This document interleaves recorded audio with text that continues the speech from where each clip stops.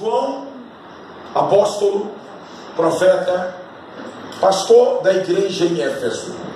João estava sendo perseguido pelo Império Romano. João foi preso, foi condenado à morte. Foi marcada a data da sua execução. Ele foi conduzido para um estádio, prepararam um caldeirão de azeite fervendo e lançaram o apóstolo João ali dentro. Deus entrou em ação e aquilo não trouxe nenhum dano ao físico do profeta.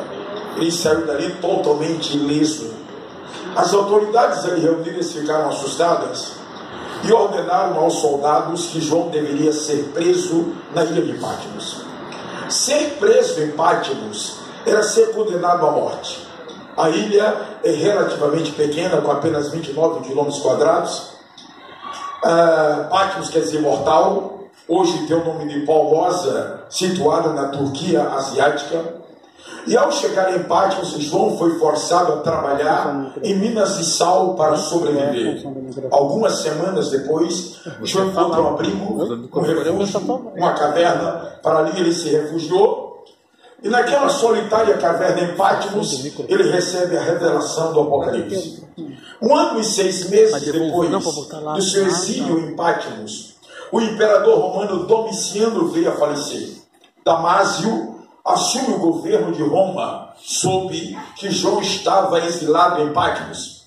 Ele nomeou uma comitiva e aqueles homens partiram para aquela ilha em busca do apóstolo João. João é localizado dentro de uma caverna, é trazido de volta à civilização e ao chegar em Éfeso, ele escreve o livro do Apocalipse. Eu digo escreve em Éfeso porque o capítulo 1, verso 9 nos diz: eu, João, que também sou vosso irmão e companheiro na aflição, no reino e na paciência de Jesus Cristo, estava na ilha chamada Patmos por causa da palavra de Deus e do testemunho de Jesus.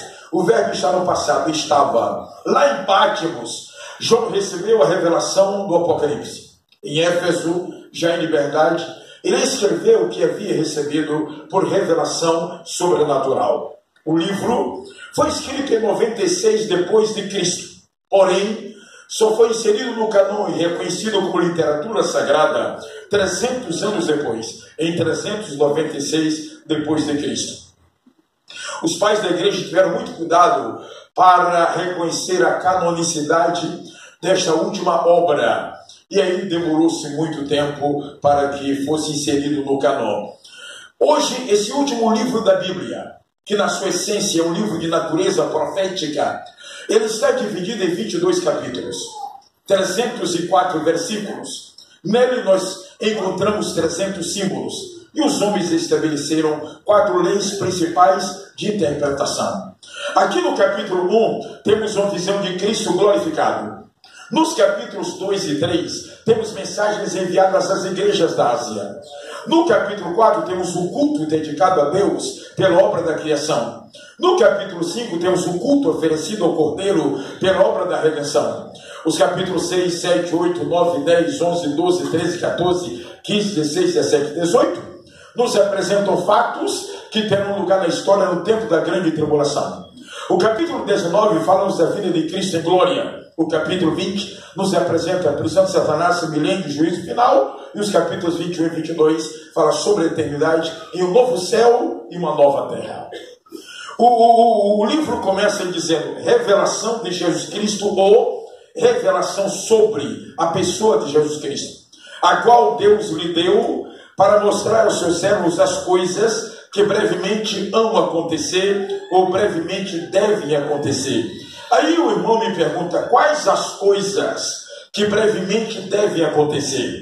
Ora, brevemente deve acontecer o arrebatamento da igreja, ao tribunal de Cristo, bodas do Cordeiro, grande tribulação, anticristo, vida de Jesus em glória, batalha do Armagedon, julgamento das nações, prisão de Satanás, reino milenar, última rebelião de Satanás, segunda ressurreição, juízo final, novo céu, nova terra e eternidade. Só.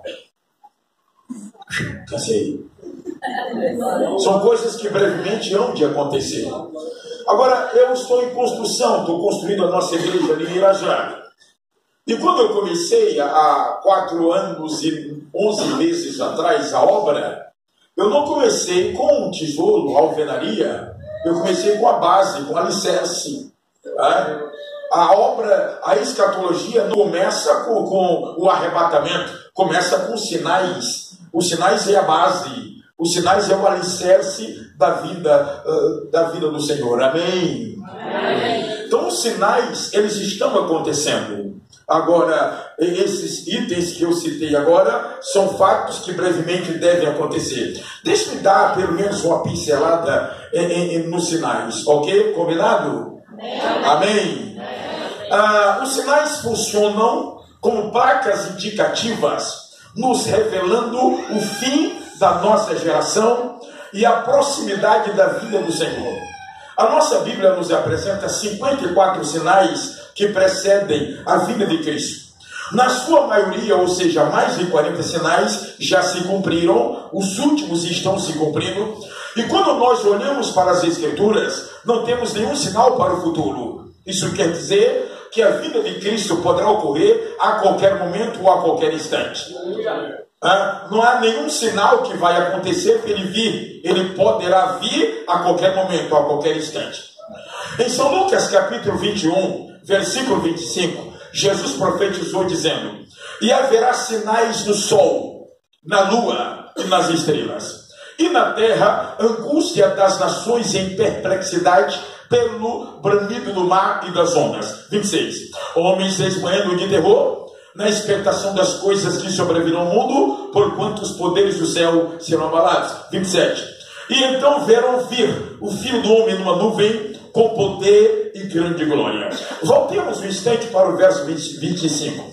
E haverá sinais no sol, na lua e nas estrelas. Nessa seção da Bíblia, do versículo 25 ao 33, o primeiro elemento apresentado por Jesus é o sol. Ele disse que haveria sinais no sol, e na verdade estão ocorrendo sinais no sol.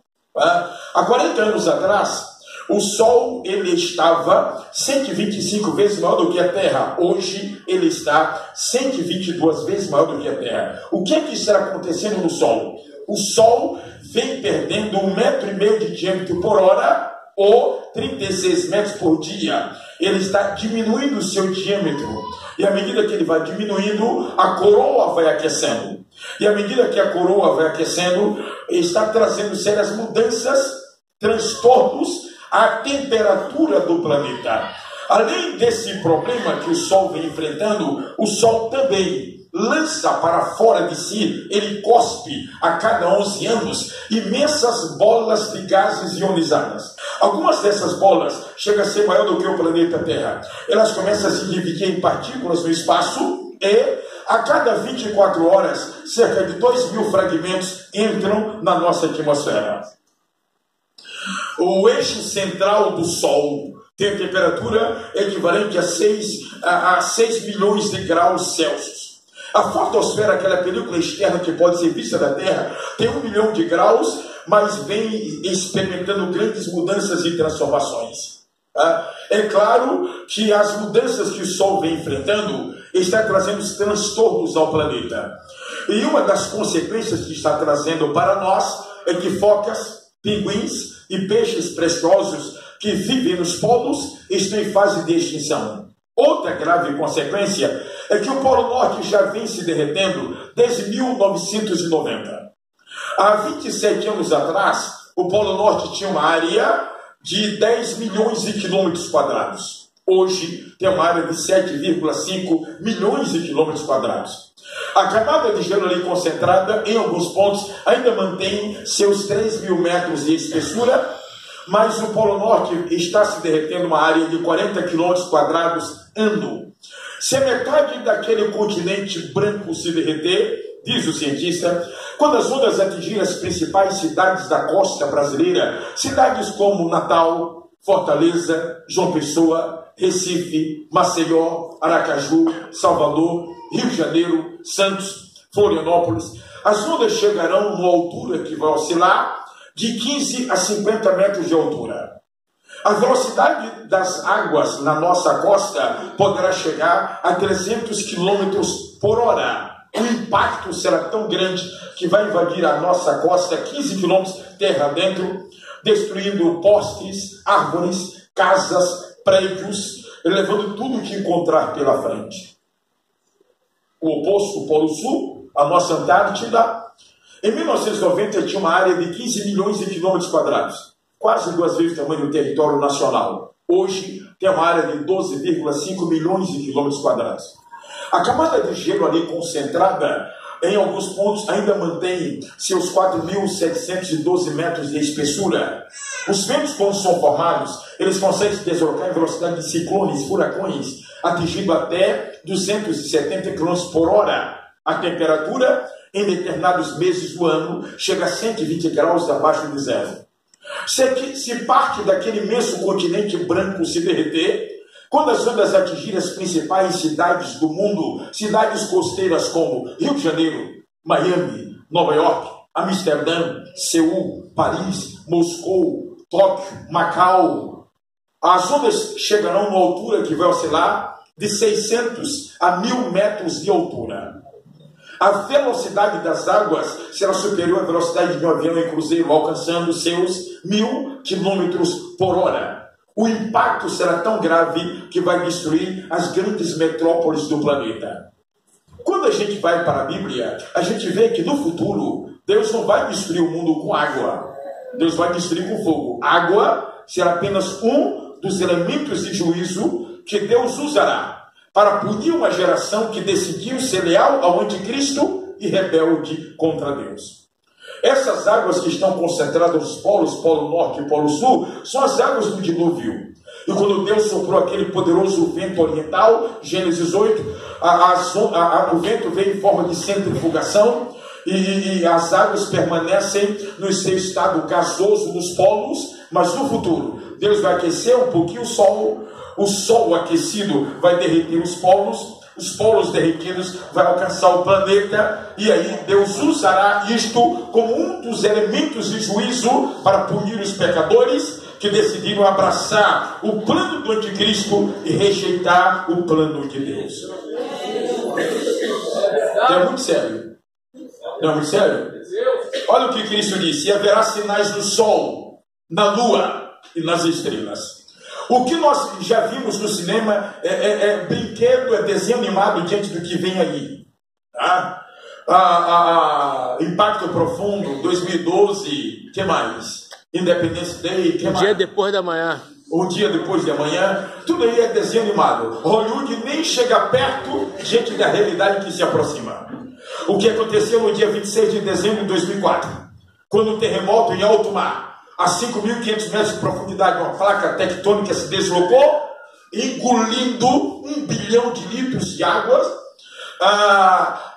Em alguns segundos, já chegou às consequências lá em cima, no mar. As ondas se deslocaram numa velocidade de 920 km por hora, de acordo com a revista Veja, 840 km de acordo com o jornal Globo, velocidade das águas de meio metro. Ao aproximar-se da costa, diminuiu a velocidade para 50 km, mas a onda aumentou para 5 metros de altura, atingindo 13 países, tirando a vida de 300 mil pessoas.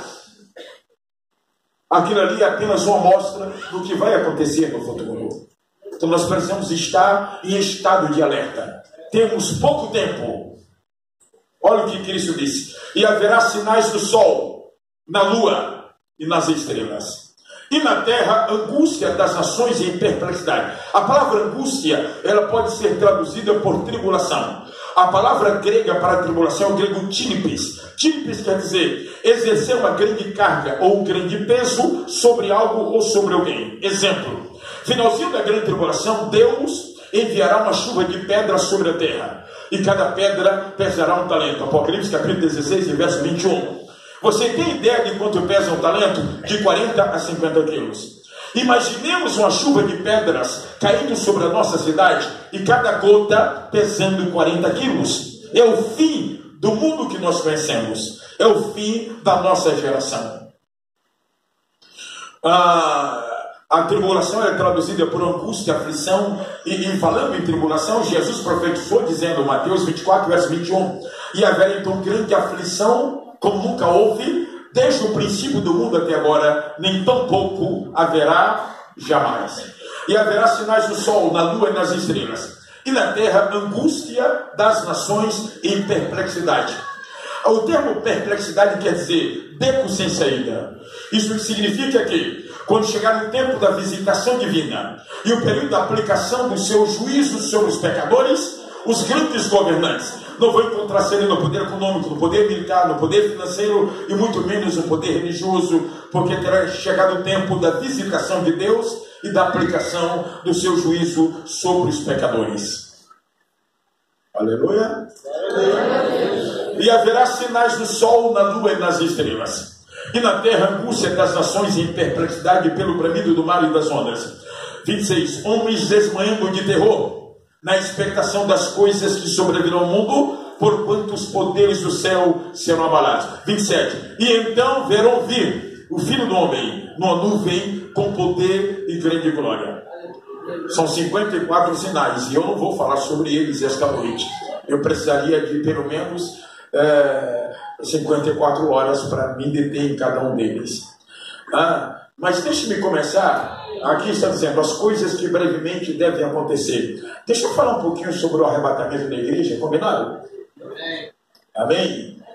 Deixa eu falar um pouquinho sobre o arrebatamento da igreja, tudo bem? A palavra arrebatar, que é o primeiro evento que estamos aguardando com ansiedade e expectativa, é o toque da trombeta. A palavra arrebatar quer dizer roubar, puxar, tirar com força e com violência, trasladar. Isso demonstra que a igreja do Senhor será tirada da terra de um modo rápido, singular e inesperado. Eu quero, nessa parte ainda introdutória, lembrá-los que 2 grandes eventos vão acontecer no mundo em breve. Isaías capítulo 21, versos 11 e 12, o profeta escreve dizendo: peso de no lar, gritam-me de Seim, guarda que houve de noite, guarda que houve de noite. Verso 12, e disse-me o guarda, vem amanhã e também à noite. Se queres perguntar, perguntai, voltai, vinde. 2 grandes fatos irão acontecer. O guarda é o profeta. Amanhã é a vida em Cristo, o arrebatamento. À noite é a grande tribulação. Então a igreja está caminhando aqui. Vamos chegar ali na frente em um ponto que será a partida da igreja. O toque da trombeta. A igreja sobe, vem amanhã. Para a igreja, vem amanhã do arrebatamento. Mas vindo amanhã do arrebatamento para a igreja, segue a noite da grande tribulação para o mundo sem Cristo. Não há meio termo. Não há escapatória. Jesus é o caminho, a verdade e a vida. Agora, quanto ao arrebatamento da igreja, a Bíblia nos diz, em 1 Tessalonicenses 4,16, porque o mesmo Senhor descerá do céu, com alarido, voz de arcanjo e a trombeta de Deus. E os que morreram em Cristo ressuscitarão primeiro. Depois nós, os que ficarmos vivos, seremos arrebatados, juntamente com eles nas nuvens, a encontrar o Senhor nos ares, e assim estaremos sempre com o Senhor. Olha o verso 16. Porque o mesmo Senhor descerá do céu. Ele poderia enviar um anjo, um arcanjo, um querubim, ou um serafim para buscar a sua igreja, mas não, ele virá pessoalmente, ele virá poderosamente, ele virá gloriosamente, ele virá majestosamente, ele virá triunfantemente, ele virá brevemente. O mesmo Senhor que deixou o seu trono de glória, o mesmo Senhor que vestiu esta natureza humana, o mesmo Senhor que morreu na sexta-feira à tarde, o mesmo Senhor que venceu a morte no domingo pela manhã, o mesmo Senhor que ascendeu aos céus pelo seu próprio poder, o mesmo Senhor que encontra-se à destra da majestade nas alturas, ele voltará outra vez. Porque o mesmo Senhor descerá do céu. Eu me alegro quando eu leio ou cito esse texto. Ali está escrito: o mesmo Senhor descerá do céu. Eu me alegro porque o nosso Cristo não está na cruz. A cruz está vazia. O nosso Cristo não está no túmulo. O túmulo está vazio. O nosso Cristo está no céu, e do céu ele descerá para buscar a sua igreja na terra. E o que é o céu? O céu é o palácio do grande rei. O céu é o paraíso dos anjos. O céu é o laboratório das nossas vitórias. O céu é a pátria futura da igreja do Senhor. O que há de mais lindo no céu não é um coral de serafins cantando. O que há de mais lindo no céu não é o ouro que serve como paralelepípedo na cidade, onde iremos morar em breve. O que há de mais lindo no céu não é o imenso coral de anjos que adoram ao Senhor. O que há de mais lindo no céu não é a árvore da vida na praça principal da cidade. O que há de mais lindo no céu não é o rio da vida puro como cristal, que desce do trono de Deus e do Cordeiro e banha toda a cidade. O que há de mais glorioso no céu, sem dúvida, é o rosto do nosso Salvador. A Bíblia diz que havemos de vê-lo assim como Ele é, e seremos semelhantes a Ele. Quantos aqui essa noite têm experiência de ver-lo em um sinal? Oh, glória a Deus! Oh, glória a Deus! Oh, glória ao Senhor para sempre. O céu não é a ficção, o céu é a grande realidade. Vem da palavra grega oranos. Ele é mencionado 1042 vezes na Bíblia, 307 vezes no singular, 707 vezes no singular, 335 vezes no plural. Eu estava viajando para Salvador, Bahia, congresso de mocidade. Eu sempre gosto de viajar na janelinha lá. Sentou do meu lado uma criança com 7 anos de idade, e do lado da criança, no corredor do avião, a mãe da criança. Aí eu abri a janela só para curtir as nuvens, e quando nós decolamos no galeão, a menina estava olhando lá para fora. Aí voamos e ela está lá. Quando ainda estávamos em processo de levantar o voo, decolagem, ela tocou no meu braço e disse: tio, dá licença. Eu falei: pois não, nós já chegamos no céu. Você ainda não. Ela cruzou os braços e disse: obrigado. 5 minutos depois, quando alcançamos o plano de voo, a comissária de bordo levantou e ela viu o movimento de algumas pessoas. Ela olhou lá para fora, olhou para mim: tio, dá licença? Pois não. E agora? Nós já chegamos no céu? Eu falei: minha filha, qual é o seu nome? Ela disse: Ana Clara. Aí eu falei bem alto, comecei a pregar. Eu disse: Ana, a Bíblia apresenta 3 céus, assim mesmo, bem alto mesmo. E as pessoas estavam do meu lado e começaram a ouvir. O primeiro céu é o céu visível, que é o céu das aves. Nesse céu visível, nós já chegamos. O segundo céu é o céu cósmico, que é o céu sideral, onde são os mundos que Deus criou, os planetas. Tá? Lá só se chega através de ônibus espacial. E o terceiro céu, que é o paraíso, onde Deus estabeleceu o seu trono, esse terceiro céu só é alcançado através do sangue do Cordeiro. Aleluia! Mas antes dessa informação, a comissária de bordo tinha dado a seguinte notícia: por favor, aperte os cintos, vamos voar. Eu gostaria de lhe pedir um grande favor. Se você pode, dê um toque em alguém que está perto e diga-lhe: aperte os cintos, vamos voar. A qualquer momento a igreja vai voar. Nós vamos deixar essa dimensão física, seremos introduzidos em uma dimensão espiritual, seremos arrebatados pelo Espírito de Deus, vamos morar no céu. O céu é o nosso alvo, o céu é o nosso destino. Aliás, o céu é grande, o céu é belo, o céu é perfeito, o céu é um lugar de glória, o céu é um lugar de louvor, o céu é um lugar de luz, o céu é um lugar de adoração. Há um vazio no céu do tamanho da igreja. Oh, glória ao Senhor para sempre. Aleluia. Porque o mesmo Senhor descerá do céu, diz Paulo. Ora, se ele vai descer do céu, é porque ele está no céu. Mas ele descerá como? Com alarido, voz de arcanjo, trombeta de Deus. O que é alarido? Alarido é clamor, alarido é vozearia, alarido é barulho. E quando Cristo voltar para buscar a sua igreja, haverá barulho? Resposta: haverá. Por que haverá barulho? Porque ele não virá sozinho. Cristo descerá com uma grande comitiva de anjos, e esses anjos têm a missão de limpar esses céus. Esse primeiro céu está infestado de demônios. A Bíblia chama de hostes espirituais da maldade que operam nas regiões celestiais. Mas quando o Senhor descer com aquela grande comitiva, os anjos têm a missão de limpar esse céu. Certamente os anjos farão isso. Sai da frente, demônio. Vai te retirar da capeta. Vamos ir para a área, filho do campo. Se algum demônio pensa essa criança, por que a gente tem que sair? Vocês têm que sair porque o rei está descendo. E a noite está... Porque o mesmo Senhor descerá do céu. Com alarido, o que mais?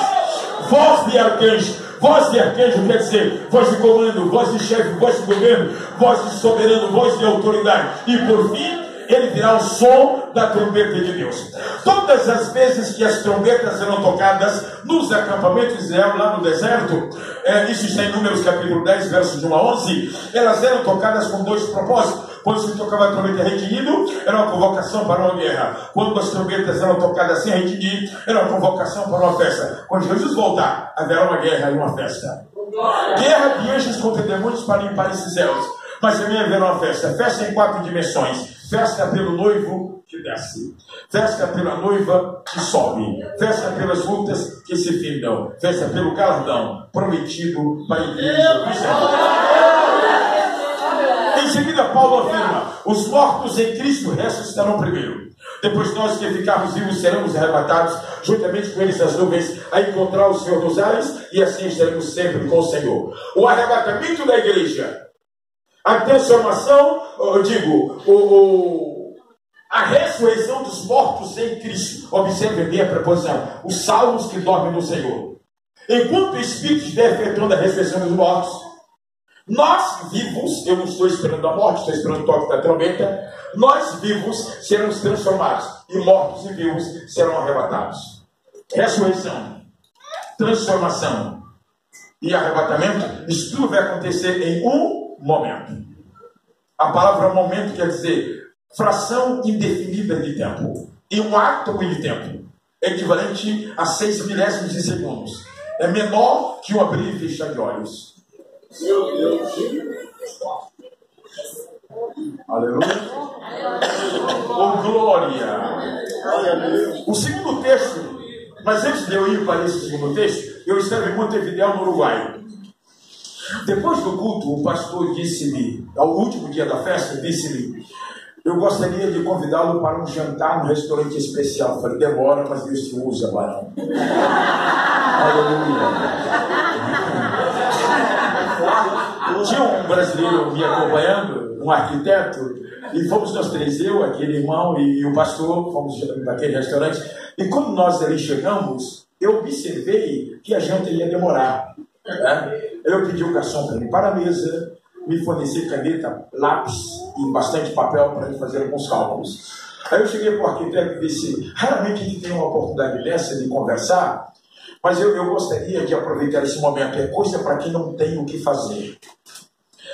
A cidade que a igreja vai morar tem 12 mil estádios de comprimento, 12 mil estádios de largura e 12 mil estádios de altura.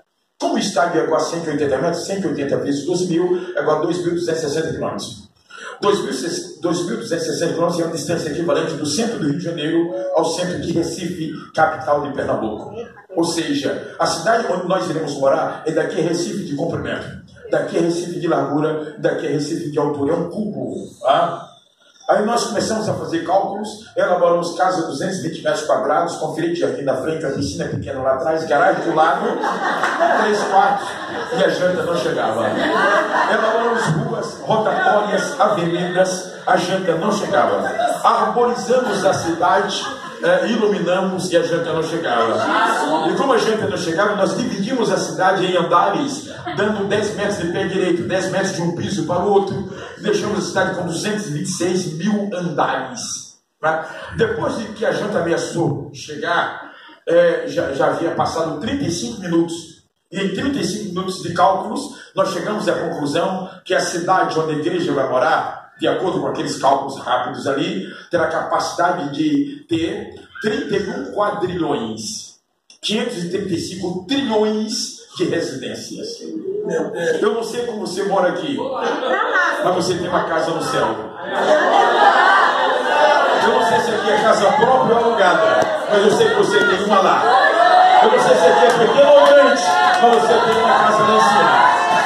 Quando a igreja atravessar o rio da vida, e este barco que é o nosso corpo ancorar na praia gloriosa da eternidade, seremos recebidos como heróis, como vencedores, como triunfantes. Iremos vê-lo assim como ele é, e seremos semelhantes a ele. Quantos creem, quantos creem, quantos creem? Oh, glória ao nome do Senhor para sempre. Aleluia. Aleluia. O segundo texto que eu quero destacar está em Hebreus capítulo 9, versículo 28. Hebreus 9, 28 nos diz: assim também Cristo, oferecendo-se uma vez para tirar os pecados de muitos, aparecerá segunda vez, sem pecado, aos que esperam para a salvação. O plano global de Deus com relação à vida do seu filho neste mundo envolve duas vindas. Quando ele veio pela primeira vez há 2000 anos atrás, veio como cordeiro para morrer. Agora, na sua segunda vinda, ele virá como soberano para reinar. Na sua primeira vinda, ele veio em estado de humilhação. Na segunda, ele virá com poder e grande glória. Na sua primeira vinda, ele foi açoitado com varas. Na segunda, ele subirá com vara de ferro. Na sua primeira vinda, ele entrou em Jerusalém montado em jumentinho. Na segunda vinda, ele descerá do céu montado em um cavalo branco. Na sua primeira vinda, Cristo recebeu dos pecadores uma coroa de espinhos. Na segunda vinda, ele descerá do céu coroado de glória e de honra. Jesus voltará, e voltará com poder e grande glória. Será que você pode glorificá-lo por essa grande verdade? O terceiro texto está em Tito 2:13. Tito 2:13 é o texto mais completo sobre as duas fases da vida do rei. Paulo escreve para o seu obreiro em Creta, dizendo: aguardando a bem-aventurada esperança e o aparecimento da glória do grande Deus e nosso Senhor e Salvador Jesus Cristo. Quando a Bíblia fala de bem-aventurada esperança, ela está indicando o arrebatamento da igreja. Mas quando a Bíblia nos apresenta a manifestação da glória, ela está indicando 7 anos na frente, a manifestação de Cristo em glória. Há alguma diferença entre arrebatamento e manifestação? Claro que há. No arrebatamento, Cristo virá até as nuvens. Na manifestação, 7 anos depois, Cristo descerá até a terra.